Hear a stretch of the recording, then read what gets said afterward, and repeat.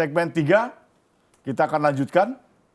Kami akan kerucutkan, kami akan fokuskan siber, apa sih yang terjadi siber ini di Indonesia. Tentunya ada gangguan, hambatan tadi, ancaman dan sebagainya.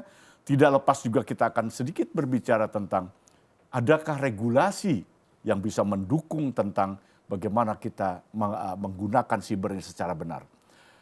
Dari sisi regulasi, Mas Pratama, Ya.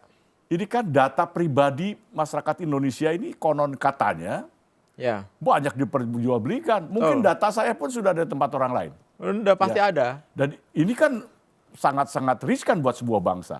Siap. Ya, bisa menjelaskan kepada pemirsa kita. Ya, ini masalah di negara Ya. kita nih. Kenapa? Karena saya selalu bilang bahwa di Indonesia ini kejahatan cyber itu bisa berkembang dengan sangat baik sekali. Gitu. Ya. Kenapa saya bilang seperti itu? Yang pertama adalah masalah aturan gitu. Di sini kita punya sebenarnya undang-undang informasi dan transaksi elektronik, undang-undang Ya, ITE ya, begitu, ITE, ya kan? ya. Undang-undang ITE walaupun beberapa pasal menjadi polemik, tapi ini sebenarnya undang-undang yang cukup bagus lah gitu untuk mengatur wilayah cyber kita. Tapi belum cukup gitu. Kita perlu undang-undang tambahan lagi, yaitu undang-undang pelindungan data pribadi. Kenapa kita butuh ini gitu? Karena inilah undang-undang yang digunakan untuk melindungi masyarakat kita ketika mereka mulai merasa bahwa cyber ini adalah tempat hidup keduanya gitu. Ya. Orang sekarang bekerja di ranah cyber, orang sekarang berkomunikasi, bersosialisasi di wilayah cyber, orang sekarang hubungan keluarga di wilayah cyber gitu. Artinya apa? Ruangan cyber ini sekarang sudah hampir sama dengan ruangan offline gitu. Ruangan kita kehidupan sehari-hari gitu. Nah, artinya perlu diatur. Yang jadi masalah adalah tadi saya bilang bahwa dari awal banyak orang-orang jahat gitu yang ingin memanfaatkan kelemahan-kelemahan di wilayah cyber ini untuk keuntungan pribadinya dia. Contohnya adalah mereka melakukan pencurian data pribadi gitu, digunakan untuk apa? Digunakan untuk marketingnya mereka gitu, digunakan untuk penipuan dan lain-lain. Banyak dari mereka yang menggunakan kemampuannya untuk melakukan pencurian-pencurian bahkan uang gitu, membelokkan transaksi dan lain-lain gitu. Nah, kemudian yang jadi masalah adalah ketika fraud atau kejahatan cyber itu terjadi gitu. Contohnya di Indonesia ini banyak sekali nih Pak Sundawan nih. Ada Tokopedia yang kemarin lagi rame-rame itu ada 91 juta akun. Bahkan Tokopedia. isunya kepolisian Indonesia juga dibobol. Polisi gitu. Walaupun polisi bilang itu hoax gitu. Tapi ini adalah sudah menjadi nyata isu. Gitu. Bukan menjadi isu, datanya ada gitu. Kan. Okay. Tapi memang polisi itulah berhak lah ngomong itu hoax gitu. Tapi ini udah terjadi memang. Kemudian Bukalapak, platform e-commerce yang lain. Kemudian ada Bhinneka. Kemudian ada Perpustakaan Nasional. Kemudian ada Pemda, ada KPU. Semuanya banyak sekali ini gitu, ya kan gitu. Nah, ketika data ini bocor gitu, ya kan, di situ ada nomor telepon, ada nomor alamat email, ada tanggal lahir, nama lengkap dan lain-lain. Identitas itu diungkap gitu. Walaupun mereka bilang bahwa passwordnya kita encrypt, kok nggak butuh password orang melakukan kejahatan itu gitu, nggak butuh password gitu. Nah, ketika itu diambil oleh orang yang memang punya niat jahat, itu bisa digunakan untuk melakukan kejahatan. Artinya apa? Lebih mudah melakukan penipuan kalau kita tahu target yang akan kita tipu daripada kita tidak tahu data apa-apa gitu. Kita tahu namanya di mana, kita tahu umurnya kira-kira berapa, kita tahu alamat emailnya di mana, dia punya platform e-commerce yang dia miliki itu apa saja. Itu lebih mudah melakukan penipuan gitu. Artinya data pribadi itu kan sudah tidak secure. Yang jadi masalah jadi gitu. Masalahnya apa kira? Yang disalahkan selalu si hackers gitu. Ya. Nah, kenapa kok si hackers ini bisa mencuri masuk ke dalam sistemnya si pemilik layanan ini? Betul. Ya. Padahal kalau kita runut yang sebenarnya yang paling disalahkan adalah pemilik platformnya. Kenapa pemilik platformnya? Kenapa kok dia tidak melakukan pengamanan secara maksimal sehingga memungkinkan terjadinya fraud atau pencurian data gitu. Padahal sistem pengamanan itu secara teknikal ada. Ya ada gitu. Dan harus dilaksanakan. Nah, di Eropa ada namanya GDPR sama seperti undang-undang data pribadi gitu. Kalau satu institusi membocorkan satu data pribadi masyarakat Eropa, itu dendanya bisa sampai 20 juta euro. Nah, sekarang di Indonesia bagaimana Mas Pratama? Undang-undang PDP tadi bagaimana? RUU atau undang-undang? Makanya di Eropa itu artinya perusahaan itu atau pemerintah itu kan berlomba-lomba untuk mengamankan sistem supaya dia tidak kena denda, tidak kena hukuman. Di Indonesia nggak ada gitu. Kemarin kena hack 91 juta aja Tokopedia bilang kita ada upaya peretasan. Oh jelas-jelas itu diretas gitu. Sekarang apa yang berbuat gitu? Minta maaf kayak ngapain kayak enggak juga. Atau dia hanya berlindung saja karena citra atau image-nya sudah dan rusak. merasa bahwa mereka ini korban gitu. Saya ini juga korban peretasan gitu. Ya nggak bisa kayak gitu dong. Masyarakat ini sudah menitipkan datanya kepada mereka, ya harus diamankan dong gitu. Nah, yang saya sedih adalah kemarin itu sempat dibahas rancangan undang-undang ini di Komisi 1 DPR dengan Asosiasi Telekomunikasi Indonesia (ATSI) gitu. Nah, ATSI itu mengajukan bahwa sebaiknya di undang-undang PDP ini tidak ada ancaman hukuman pidana. Gitu. Artinya apa? Ya jadi undang-undang ompong dong, dari hukum ompong dong. Kalau misalkan di undang-undang itu tidak ada hukuman pidana, artinya apa? Ya nggak ada sanksi buat mereka. Padahal itu sudah masuk ranah kejahatan. Nah iya, artinya kan selalu membela yang berkuasa kalau kayak gini. Terus masyarakat dikemanain gitu. Kita nggak bisa berbuat apa-apa. Kita sudah ngamanin password kita udah melakukan two-factor authentication, kita sudah tidak menggunakan wifi gratisan gitu, ya kan? Tapi kalau data itu ada di sana, yang bocor sana, ya kita nggak bisa berbuat apa-apa. Ini selain yang diceritakan Mas Pratama tadi di negara lain, sepengetahuan Mas Puguh. Ya seperti tadi di Eropa ada semacam data protection act. Memang itu menjadi wajib hampir, saya kira semua, mungkin bukan hampir ya, semua negara-negara yang berlandaskan kepada hak-hak individu, sehingga sangat-sangat dilindungi, sehingga selalu ada apapun namanya, secara umum mungkin namanya Data Protection Act. Data Protection Act itu yang dimaksud dengan itu adalah data-data yang dititipkan tadi, bahkan dititipkan ke pemerintah, ke swasta. Misalnya swasta itu kita member dalam satu organisasi, member dalam satu toko online, kan itu kan kita masukkan semua data-data kita lengkap, karena kita ada bank kita juga di situ untuk pembayaran. Jadi itu kewajiban lembaga apapun dia, negara, institusi negara seperti misalnya kayak Kemendagri misalnya kalau di Indonesia, kalau di luar negeri ya yang bagian menyimpan data masyarakat gitu secara umum, statistiknya itu lengkap di situ. Dan kalau sampai itu bocor, ya yang megang data inilah yang dituntut, karena berarti dia tidak melaksanakan. Dan perhatikan, hampir ketika kita memasukkan data kita ada konsen dari pihak pengguna. Selalu kalau di Eropa, di negara-negara yang sudah melaksanakan Data Protection Act, itu akan ada konsen dari kita. Ya, saya bersedia mensubmit data-data ini. Kemudian juga dari pihak yang menerima data itu juga, ya kami akan menjaga data tersebut. Jadi itu ada kan kewajiban bagian gitu. dari sebuah protokol. Protokol, betul. Yang harus dibaca. Persis. Persoalannya barangkali masyarakat Indonesia tuh jarang membaca itu. Tapi mungkin Indonesia nggak ada Atau mungkin. nggak ada. Saya nggak tahu. Tapi saya kira kita belum ada masalahnya di sini nih gitu. Jadi artinya regulasi ini kan sangat penting. Oh, sangat penting. Korban sudah begitu banyak ya Mas Pratama. Iya, kalau mungkin gini lah, kalau contoh itu masih kurang tajam, contohnya saya kasih contoh lagi lah gitu misalkan. Ada beberapa kasus ini ditangani oleh polisi kita di Polda Metro. Ada orang tiba-tiba m-bankingnya itu ketika dia transfer dibelokkan. Dibelokkan ke rekening lain begitu, ya kan? Nah, gimana ceritanya kok bisa transfer itu dibelokkan? Artinya apa? Artinya kan ada orang yang bisa melakukan hacking ke m-bankingnya dia gitu, sehingga ketika dia transaksi nomor rekeningnya dirubah, ya kan? Nah, kenapa itu bisa terjadi? Nah, pasti bank kemarin bilang, ya itu karena si customernya, nasabahnya ini tidak mendownload aplikasi yang resmi dari bank kami gitu. Ya emangnya semua orang yang jadi nasabahnya bank itu ngerti harus download aplikasi dari mana? Kan mereka belum tentu ngerti IT gitu. Yang benar adalah harusnya si bank membuat protokol komunikasi yang benar, sehingga ketika terjadi transaksinya itu diamankan. Misalkan dengan enkripsi atau pengacakan. Sehingga di tengah jalan ketika ada orang mau baca itu, mau merubah nomor rekening, nggak bisa dia baca. Kenapa? Karena nomor rekeningnya jumlahnya sudah diacak oleh sistemnya si bank ini gitu, sehingga tidak memungkinkan terjadinya fraud. Gitu dong harusnya Jadi dong. orang yang mengintervensi itu tahu persis kelemahan sistem. Lah iya, harusnya si banknya yang disalahin dong. Yuk berarti salah nggak bener ini. Bikin sistem transaksi tapi bisa dibelokkan gitu. Pertanyaannya Mas Pratama, ini dari kita kah yang melakukan tadi penetrasi atau dari pihak luar Nah, yang tahu persis kelemahan sistem di Indonesia? ya Sehingga kalau istilahnya kan ada istilah IP atau ya apa benar. Ya, Gini, gimana? jadi gini, untuk menentukan siapa pelakunya, Ya. itu cukup berat. Kalau si pelakunya itu profesional. Ya. Jadi yang ditangkap kemarin ini ada yang apa namanya berhasil menghack 1000 browser web. Itu amatir ya. Itu Amatiran. hackers bodoh lah gitu. Iya, Mohon iya, maaf iya. nih gitu. Kenapa? Karena ini tertangkap. Iya, iya. Hackers yang pintar nggak akan tertangkap Nggak akan. gitu. Nggak akan tertangkap gitu. Nah, ketika kita berbicara pelaku, tadi saya sudah sempat bahas ada proxy di sini. Ya.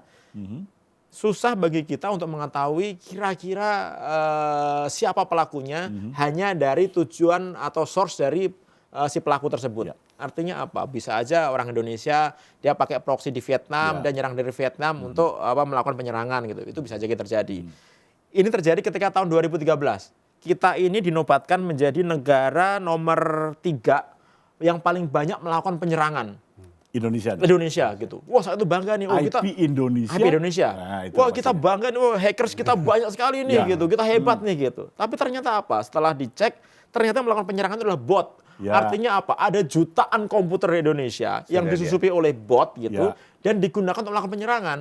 Di saat kita lagi ngetik Microsoft Word, kita lagi main game, kita lagi main handphone, ternyata device-device kita ini dilakukan oleh penyerangan tanpa kita tahu gitu. Benar, ini Mas Pratama, saya ada Itu. pengalaman nih. Saya berkunjung ke sebuah negara besar. Ya. Pagi hari di lobi itu saya membaca koran negara tersebut. Disebutkan di situ Indonesia negara keempat yang menyerang negara tersebut. Iya. Saya terhenyak juga, hebat juga Indonesia. Ketika tanyakan, bukan Pak, itu penggunaan IP saja. Iya, bener itu. Ini ditemukan Diam, nggak kira-kira di Persis, Eropa Mas persis. Pugu? Apanya? Penggunaan IP nih. Ya pastilah. Mas Pugu kan pernah di Eropa nih. Enggak, kalau soal itu pasti, cuman kan untuk sekali lagi untuk memastikan siapa, bagaimananya itu. Tapi kalau seperti dari awal tadi dibuka, itu tidak ada batasan. Ya, Tidak ya. ada batasan. Pemain-pemain itu bisa pakai dari mana saja. Sangat borderless ya. Sangat borderless. Dan kadang-kadang penyerangnya itu juga dia bisa ngakali. Contohnya Sony Pictures. Itu habis-habisan dulu dihack gitu. Ya. Ada berapa ratus terabyte namanya filmnya iya. yang dihack Oh, iya. gitu. Betul. Nah, kemudian setelah dilakukan digital forensik dari source malware-nya itu ada beberapa tulisan dari contoh Korea Selatan, Korea Utara gitu. Sehingga dituduh bahwa pelakunya adalah Korea Korea Utara. Utara. Padahal di situ yang di-download itu ada ratusan terabyte film gitu. Sedangkan kita tahu di Korea Utara itu internet itu sangat lemot sekali gitu. Ya, nggak mungkin. Bagaimana Rasanya tidak mungkin juga orang ya. bisa download ratusan tera itu ke Iya. Korea gitu. Artinya apa? Mungkin ada orang tertentu yang ingin melakukan frame terhadap Korea Utara gitu, ya kan? Dengan melakukan penyerangan ke Sony gitu. Jadi belum tentu orang Korea Utara juga gitu. Walaupun di situ dikasih jejak-jejak seolah-olah ini orang Korea Utara gitu. Nah, ini ntar orang intelijen yang main nih gitu, bagaimana melakukan framing dan lain-lain. Ini kalau sudah menyentuh izinnya mengerikan. Iya. Artinya ada agenda setting framing ya. Iya betul. Memungkinkankah situasi sekarang di Indonesia adalah merupakan dari bagian proksi tadi? Ya sangat mungkin. Oh, kalau Sangat saya, mungkin. kalau saya emang kayak gitu, udah pasti nih. Jadi ini bagian framing atau agenda setting untuk proksi ya? Iyalah, Sangat mungkin, kita ya. tahu Indonesia ini sekarang menjadi negara yang favorit menjadi tujuan negara investasi gitu, ya kan? Artinya apa? Artinya banyak investor-investor nanti yang akan ngambil uangnya untuk diinvestasikan di Indonesia. Nah, pasti akan negara-negara kehilangan uang nih, Ya, gitu. Nah, kita tinggal petakan aja ini kehilangan uang ini pasti nggak suka sama kita. Oke. Atau Saing-saing, negara-negara di sekeliling kita yang harusnya dia mengharapkan investasi itu ternyata nggak dapat gitu. Ya, tinggal petakan aja lah kita bisa baca gitu. Kalau begitu saya Nah, memberanikan diri Nah Mas. iya loh, Pratama, kita menggambarkan. negara bersahabat itu Iya. belum tentu bersahabat di bidang Bersahabat, cyber iya, juga betul. gitu. Belum tentu. Saya ingin mengambil sebuah contoh aja, tapi ini contoh empirical ya. Beberapa kali terjadilah aksi besar dan sebagainya ya. Mereka berkumpul seperti Arab Spring. Berkumpul menggunakan gadget, Ya. notabene internet, siber. Saya jadi berpikir, jangan-jangan ini juga bagian dari proxy. Ya, memungkinkan nggak Pak Pugu? mungkin. Mas Pugu. Bahwa gerakan ini bagian dari sebuah proxy tadi cyber. Ya tentunya kita harus pastikan gerakannya yang mana, siapa gitu. Misalnya kalau gerakan-gerakan sosial yang ada di Indonesia, bentuk protes, Ya. itu mungkin gabungan. Ada yang murni, mungkin Ya. jumlahnya sedikit, misalnya 1.000 gitu ya. Kemudian ada yang menunggangi, apakah itu dari luar atau ke kelompok yang kuat, yang punya kepentingan, sehingga dia menggunakan itu sebagai proksi, kemudian diolah. Nah, sekali lagi pembuktiannya yang sangat sulit. Pembuktiannya sangat sulit. Siapa yang bermain? Artinya kita kembali kepada anarkinya dunia siber. Hanya orang-orang yang tahu persis, yang memiliki teknologi, yang memiliki kemampuan tinggi, yang bisa mengungkapkan itu. Sebetulnya sebagian besar peristiwa yang terjadi sekarang di Indonesia, baik itu misalnya sebagai contoh aja, apa yang hiruk pikuk di media sosial tentang pemilu, tentang protes-protes yang ada di masyarakat, itu sangat sulit dibuktikan. Karena itu tadi pemainnya sesungguhnya siapa, misalnya terbongkar satu kelompok, muncul lagi, lahir lagi. Apakah itu sama atau tidak? Itu juga perlu mungkin tadi yang penyidikan disebut lagi gitu kan. Mas Pratama robot itu. Iya. Bisa. Penggunaan alat Ya sangat dan bisa gini, itu. sekarang ini kita kan Pak Presiden juga berkali-kali ngomong, information is the new oil. Ya. Gitu, is the new gold. Artinya apa? Informasi ini value-nya itu ternyata sekarang lebih besar daripada minyak dan emas gitu. Karena apa? Dengan informasi ini kita bisa menguasai suatu negara. Itulah makanya kita ini kalau nggak menguasai informasi ya kita akan jadi kalahan terus. Oke. Atau kalau kita memberikan informasi kita buka-bukaan semuanya kepada publik yang sekarang difasilitasi oleh hal-hal yang gratis-gratisan ini, ya sudah kita akan siap-siap menjadi negara jajahan. Jadi itulah Gitu. hebatnya siber ya. Bahwa siber ini layaknya sebuah sistem bisa mengakomodasi, bisa mengumpulkan, mengharmonisasi apapun Ya, dan bisa digunakan untuk apapun. betul. Betul sekali. Ya kira-kira Betul demikian. sekali. Oke, nah di dunia internasional Mas Pugu kembali tadi. Pemain ini kan banyak sekali gitu ya. Betul. Karena sudah bergesernya tadi pemahaman tradisional ke non tradisional. Pemain tidak lagi negara, Betul. tapi ada non negara. Betul. Di Indonesia, Ya. kira-kira ya pemain non negara seperti apa dikaitkan dengan dunia siber? Pemain non negara di Indonesia, kalau saya perhatikan ya misalnya itu bisa yang tadi orang yang sangat punya kepentingan untuk motivasi uang lah, jahat misalnya, dia mencari keuntungan itu juga pasti bermain. Kemudian ada lagi yang mereka ingin mengkondisikan satu keadaan, itu juga pasti bermain. Ya. Itu tinggal ada dana yang besar, kemudian membuat satu engineering dengan media sosial misalnya, akan terjadi suatu trending yang sebetulnya biasa saja. Sebetulnya misalnya kita mendengar satu berita yang kalau 10 tahun lalu nggak akan menimbulkan apa-apa, sekarang berita itu karena dia dipopulerkan begitu rupa, dikondisikan begitu dahsyat dengan organik akun kah atau dengan bot kah, segala cara. Dan Twitter sehebat apapun sistem dia untuk mematikan bot-bot itu akan lahir 1.000 lagi, 2.000 lagi, akan terus menerus. Itu contoh-contoh satu Inilah platform. salah Jadi satu yang luar biasa. Luar biasa. Kita berhadapan dengan dua kata kalau saya. Tadi kita bicara cyber bisa menjadi cyber war. Ya. Di cyber itu juga tadi Mas Pratama, Mas Pugu katakan ada sebuah proxy, maka ini jadi proxy war. Bisa. Nah ini sesuatu yang berbahaya. Nah. Kira-kira Mas Pratama di segmen 3 ini kita sudah akan berakhir. Ya. Kalau saya boleh menyimpulkan dari Mas Pratama, dari Mas Pugu, keamanan cyber itu sangat penting. Betul. Untuk mencapai keamanan cyber tentunya kita harus punya sistem. Betul. Sistem itu harus diisi oleh SDM yang mumpuni, Persis. regulasi yang mantap, Betul. yang hebat, tapi kembali kepada political will-nya. Betul. Satu pertanyaan saja dari saya pendek. Bagaimana political will kita? Nah, inilah jadi masalah kita. Ini saya senang tanya kayak gini nih. Ya. Di Indonesia ini banyak institusi pemerintahan yang berkepentingan dalam wilayah cyber ini. Ya. BSSN, Kominfo, Kemhan dengan cyber defense-nya. Ya. Sekarang TNI punya satuan cyber. Ada BIN dengan deputi cybernya. Ya kan. Kemudian ada Kejaksaan Agung, ada imigrasi dan lain-lain gitu. Ya. Semuanya punya kepentingan. Polisi ada cybercrime. Semua punya kepentingan dalam wilayah cyber ini gitu. Harusnya apa? Dunia atau wilayah cyber ini nggak bisa satu institusi saja yang mengatasinya gitu, yang mengamankan.